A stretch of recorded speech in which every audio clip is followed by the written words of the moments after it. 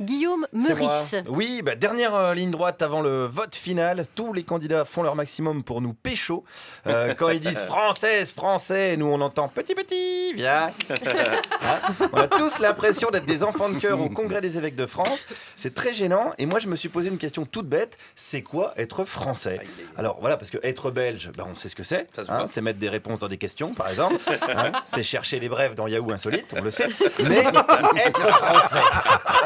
Être français, on sait pas, finalement. Qu'est-ce qui nous réunit? Alors, je suis allé demander aux gens, tout simplement, qui se considèrent français. On commence avec un premier français. Moi, je fais ma vie et mon chemin, c'est tout. Ah, Ouais, voilà. alors du coup, vous n'avez pas une idée de bon. ce que c'est d'être, pour vous, ce que ça veut dire être Non, français? allez vous faire foutre. Ah, ça, on le dirait, c'est typiquement français. La cordialité, c'est vrai que c'est une première piste, mais ça peut pas suffire pour définir un Français, sinon Joey Starr serait président de la République. Alors, je repose ma question à un autre citoyen. Être français, c'est quoi? D'abord, tenir compte des lois qui sont dans le pays, des lois qui gèrent le pays. Alors ça veut dire que Patrick Balkany n'est pas français, par exemple. Comment ça? Il respecte pas vraiment les lois, du coup. Bon, respecte pas les lois, ce n'est pas à la lettre, mais disons quand même les lois, je veux dire, lois et coutumes, quoi. Ah, alors là, c'est bon. C'est vrai qu'il respecte les coutumes, Patoche, celle de Levallois. Alors ça, c'est être français et faire de la politique dans les Hauts-de-Seine. C'est pas non plus ce qui peut nous définir dans la globalité. Alors, on continue à chercher. Allez, qu'est-ce qu'être français? Je pense que d'être français, c'est tout simplement de parler français. C'est ce qui fait une très grande communauté. Voilà. Mais alors ça veut dire que Franck Ribéry, il n'est pas français, par exemple. Si, parce que je pense qu'il faut être très tolérant, c'est-à-dire que peut-être que ce qui est bien dans le langage de Ribéry, c'est que ça fait marcher l'imaginaire. Ah, ça c'est sûr. Non, mais c'est vrai. Il fait évoluer la langue française, qui est vivante. Il a raison. Il fait évoluer la syntaxe, Franck Ribéry. Peut-être qu'un jour, à la place de la clause Molière, il y aura la clause Ribéry. On ne sait pas. Comme on dit en Ribéry, la roue tourne va tourner, certainement. Mais si être français, c'est seulement parler français, alors Lara Fabian serait française. Et ça, on ne peut pas l'accepter. Il faut donc continuer à chercher. Être français, c'est quoi? On est admis par son comportement, le sens du travail, la morale, Ça, c'est le comportement français, ça? oui, Le sens du travail et la morale? oui. Alors moi, je connais pas mal de Français qui respectent pas ça, quand même. Bon, c'est des mauvais Français. Mais Ouais. ils sont Français tout de même. Ah, ils sont quand même Français. Eh oui. Donc alors ça suffit pas, alors? Qu'est-ce qui suffit pas? Ça suffit pas d'avoir un bon Non, comportement? mais il y a les bons Français et les mauvais Français.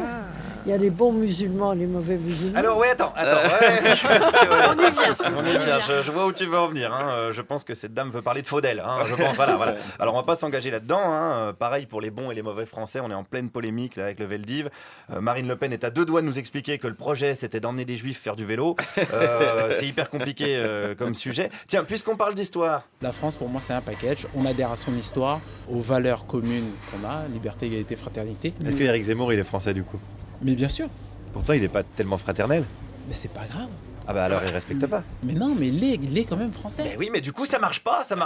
Sinon Zemmour faudrait l'expulser dans son pays. La xénophobie, allez hop, en charter, parce qu'il respecte pas du tout la devise de la République. Alors on continue. Être français, c'est aimer le pays où l'on est, c'est tout. Ça suffit pour vous être français? Bien sûr, ça suffit. Il faut l'aimer. Alors ça veut dire qu'un Syrien qui est en France en ce moment et qui aime la France, il est français? Alors, pourquoi vous prenez un Syrien? Il n'y a pas de raison. Non, mais je veux dire un étranger.